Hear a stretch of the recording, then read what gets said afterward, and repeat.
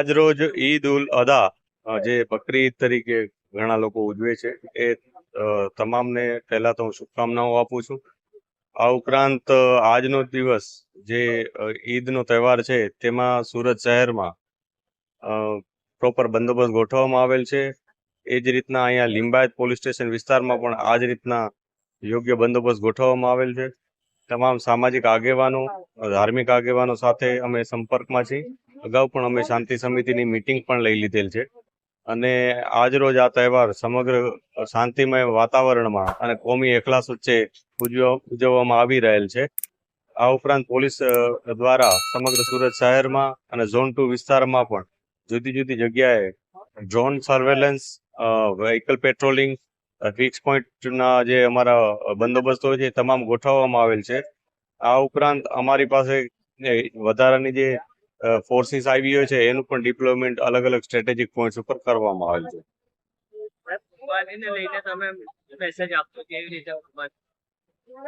આજ રોજ હું તમામ લોકોને અપીલ કરું છું કે ગુજરાત સરકાર શ્રીના જે કાયદા છે એ કાયદાઓનું પાલન કરવામાં અને પાલન કરીને અને આ સાથે સાથે જે અન્ય નિયમો છે અને એસએમસી દ્વારા જે જોગવાઈઓ કરવામાં આવી છે, જે સુવિધાઓ કરવામાં આવી છે એ મુજબ જ આપની જે આ તહેવાર અનુસંધાને જે કુરબાનીની જે કામગીરી હોય એ કરવામાં આવે.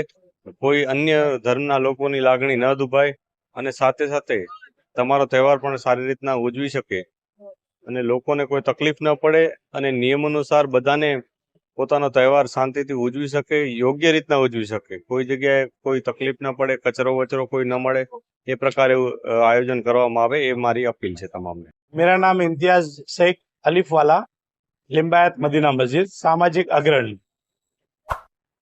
આજે ઈદ ઉલ અઝાનો તહેવાર છે લિંબાયત ખાતે અને લાખોની તાદાદમાં મુસ્લિમ સમાજે નમાઝ અદા કરી છે અને સંપૂર્ણ શાંતિપણે આજે નમાઝ અદા થઈ છે અને લોકો પોતપોતાના ઘરે નમાઝ પઢીને પરત થયા છે. આજે અહીં લિંબાયત ખાતે પોલીસ પ્રશાસન દ્વારા જબરજસ્ત બંદોબસ્ત કરવામાં આવ્યો છે અને સંપૂર્ણ સહકાર મળ્યો છે પોલીસ ખાતા તરફથી અને લોકોએ સારી રીતે નમાઝ અદા કરી છે. આજે ઈદ ઉલ અઝાનો તહેવાર છે એટલે કે કુરબાનીનો તહેવાર છે અને હું મુસ્લિમ સમાજના તમામ જે કુરબાની કરનાર લોકો છે એમને એક સલાહ આપીશ અને એમને સૂચન આપીશ કે આપણે જે કુરબાની કરીએ એમાં આપણે આપણા ઘરના આજુબાજુ કોર્ડન કરી લઈએ. જ્યાં આપણે કુરબાની કરવાના છે ત્યાં કોર્ડન કરી લઈએ અને કોઈ પણ ધર્મના કોઈ પણ બીજા ધર્મના લોકોની લાગણી ન દુભાય એ રીતના આપણે કુરબાની કરવાની છે અને સાફ સફાઈનું ખાસ ખ્યાલ રાખવાનું છે કે એસએમસી દ્વારા જે પણ ગાડીઓ આવશે કચરા લેવા માટે ત્યાં એમણે તમારે એસએમસીની ગાડીમાં કચરો નાખવાનો રહેશે. અને ખાસ કરીને તમે તમારા જે જાનવરોની કુરબાની કરો એનો ન તો વિડીયો ઉતારો ન ફોટોગ્રાફી કરો અને કોઈ પણ સોશિયલ મીડિયા પર એને વાયરલ ન કરો તેથી બીજા ધર્મના લોકોની લાગણી ન દુભાય.